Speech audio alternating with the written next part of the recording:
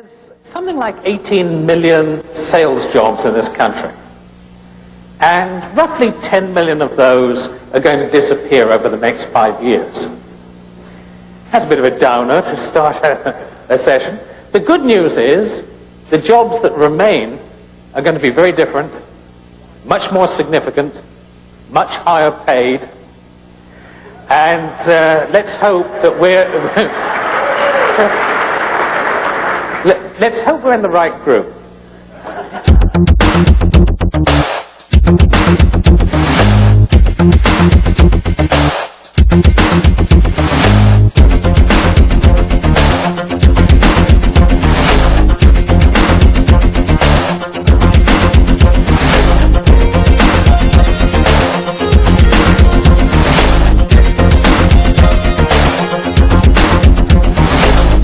Rackham became a hero to professional salespeople around the world with the release of Spin Selling, one of the most influential sales books of all time. More than half of the Fortune 500 companies now use sales strategies based on the Spin Selling model.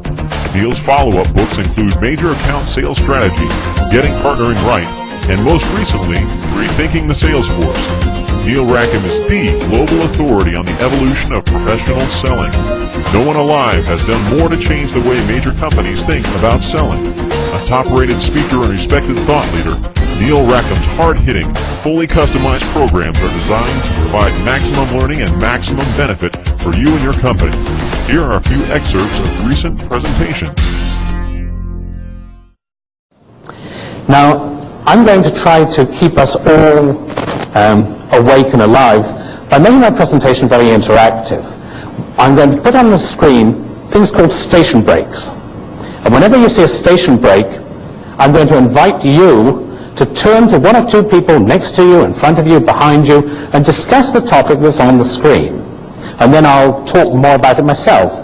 Because I don't know how you learn. I can't learn by listening anymore. Maybe I'm just getting old or something. But for me, I learn by arguing the thing myself, talking about it, thinking about it. And that's what I'm going to invite you to do. So there will be a number of station breaks. And in fact, we should practice one right now. Here's the first one. And if you had looked at this question just a few years ago, you could very easily have said, oh shit, this is going to be a really long morning. Because could you possibly imagine a dumber question than what's the purpose of a sales force? But that's not such a dumb question anymore. I ran a session for CEOs of public companies who are interested in sales and marketing issues. A couple of years ago, they were asking me questions like, how do we compensate technical and support people who are playing a role in the sale? Or, how do we manage big global accounts and cut that with our local geographies? Questions like these are about how do we do a little bit better at what we're doing already. The last one I ran, the very first question was, do I need a sales force at all? That's a more serious question. And that's all about, well, what is the purpose of a sales force? So I'm just going to invite you to talk to some people around you about just that topic. What is the purpose of a sales force? And then I'll discuss it with you. So let's try a station break.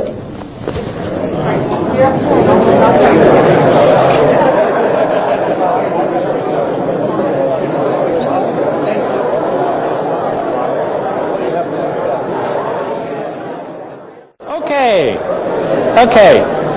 I heard a number of answers from you. Most of them sounded pretty reasonable.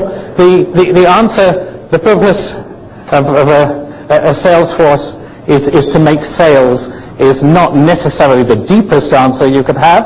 But hey, let's have a look at typically how people answer this question. It's to make sure the customer's got the right information about your products at the right time in order to influence a purchasing decision. Okay, let's look at another one. Convinces customers to buy from you by showing that you're better in some way. Differentiates you. Okay?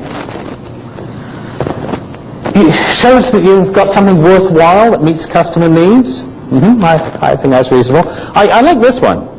It's a translator. It puts stuff into the customer's language. And that sort of makes sense. Last one here. The purpose of the sales force is to communicate to customers the value of your offerings. Okay? And that again is a reasonable statement. I'm going to be suggesting to you that all of those 5 statements I showed on the screen have something in common.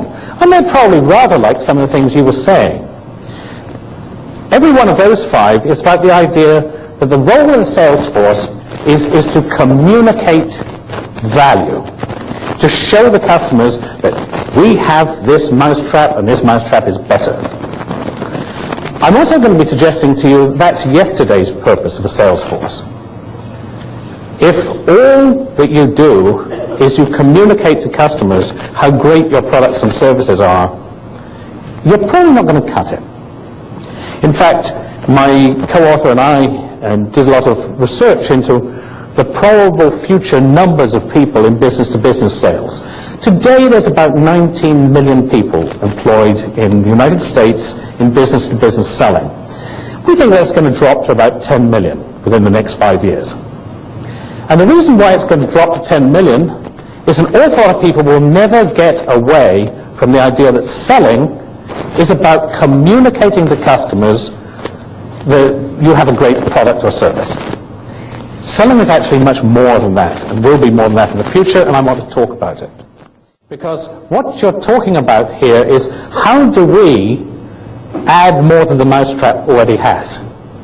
What is it that we do when we sell that adds something that the customer values, which will tip the sale in our favor?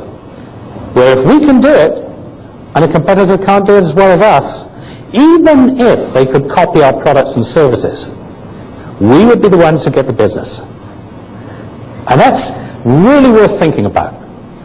In fact, it's so important that one of the things I'll do is when I'm working with an organization to try and help move sales forward, and one of the first things I'll do is I'll make sure that in everyone's mind is the question, before I go out on a major call, is the customer going to write me a check for the call I'm just about to make?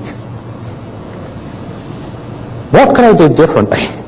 Which would have that customer saying, hey, that was valuable. Because that's our job nowadays. Our job is value creation. If we don't create value, if all we are is a talking brochure, we ain't going to get there. And you can see this very clearly when you do studies of customers. I'm one of these guru guys. So I've been out on sales calls, and I love to talk. And I'm there, and I'm talking about this, and I'm talking about this, and I'm talking about that. And afterwards I stop, and I think, hold on. What problem did I solve for this customer? How did I create value? Would the customer really have written a check for the call? I don't think so. I got carried away. And you can't do that in selling anymore. You've always got to be asking, how am I creating customer value? And the final piece of advice is the way you do it is by understanding your customers more deeply than ever before. That's why questioning skills are terribly important. The successful people in this marketplace have 2 kinds of skills. They're great at questioning and getting down to what's really happening in business terms with the customer.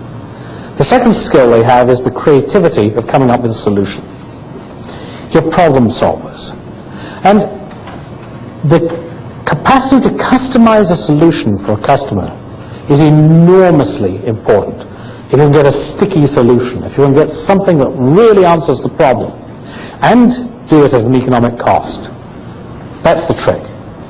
And you've got to see your products and services as these are the tools that enable us to create customer value. Your job as a salesperson in the future is, I am a value creation manager. I'm creating value for this customer using our products and services, using the whole array of things that the organization can provide. I'm marshalling these things to create customer value.